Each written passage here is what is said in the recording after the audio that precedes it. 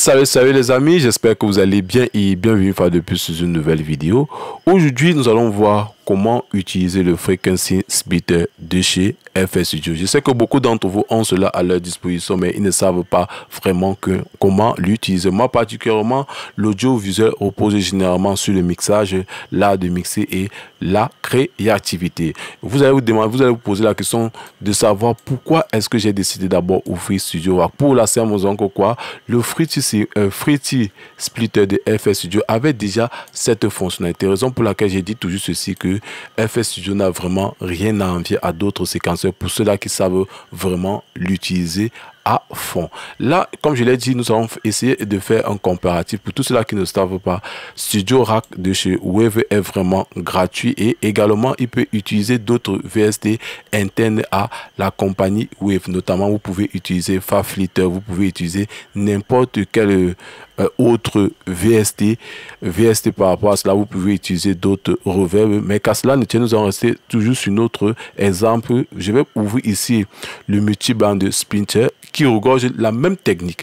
Comme vous l'avez constaté ici sur le Frequency, nous avons ceci, les hautes fréquences, les basses fréquences, les moyennes fréquences et les hautes fréquences. Nous allons essayer de reproduire également cela dans notre Studio Rack. Voici, je vais ouvrir quelques fréquences ici là. Nous constatons que quoi, nous avons des marges de fréquences qui nous séparent bien. Nous supposons que nous avons de 0 à 92, de 92 à 500, de 500 à 4000 et de 4000 voire 20 000 kilos. Et ça, c'est un exemple que je suis en train de vous prendre là. Nous pouvons demander ceci. Je voudrais uniquement peut-être de la compression entre 92 et 545 Hz, ou alors je voudrais uniquement des légalisations entre 500 et 45, entre 500 et 4000 kHz. Là, ça dépend de tout un chacun, ça dépend de votre créativité. Et nous allons reproduire le même schéma avec le Frequency Splitter de chez FL Studio. En guide d'exemple, là, j'ai à ma disposition un projet que voici ici. Et pour petit rappel, moi particulièrement, je suis en train d'essayer de trouver un gain de temps pour pouvoir faire une vidéo progressive, une formation progressive que je vais mettre à votre disposition gratuitement. Ça veut dire quoi? Comme c'est un projet, nous allons le mixer de A à Z. Bien évidemment, nous allons scinder en différentes parties pour que la vidéo soit moins longue, que ça soit vraiment plus digeste. Là, comme je l'ai dit, nous avons à notre disposition une voie libre que nous allons router sur notre table de mixage. Nous allons mettre cela à la piste 2 que voici ici. Pour utiliser le Frequency, c'est vraiment très simple. Là, il est comme ceci. Si je décide uniquement de le router, qu'est-ce qu'il y a lieu de faire? Je viens ici, là, comme vous l'avez constaté, je mets la basse fréquence, moyenne fréquence, haute fréquence. Qu'est-ce que je fais? Je fais un route to distract, pardon. Un route to distract, route to distract.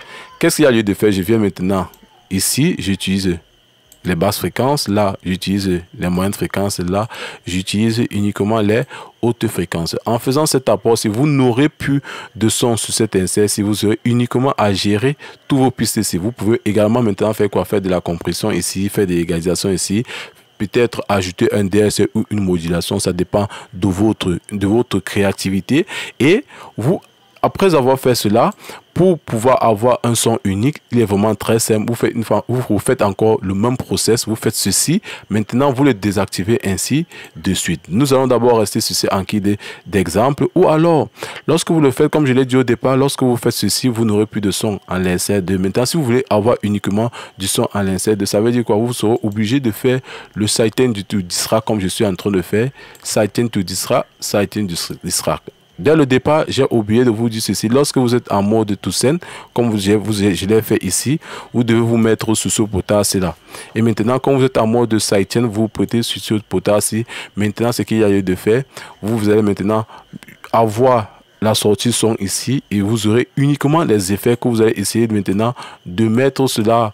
Vous dosez à votre quantité voulue. Ça va dépendre de tout un chacun. Moi particulièrement, ça me rejette directement peut-être à la compression parallèle.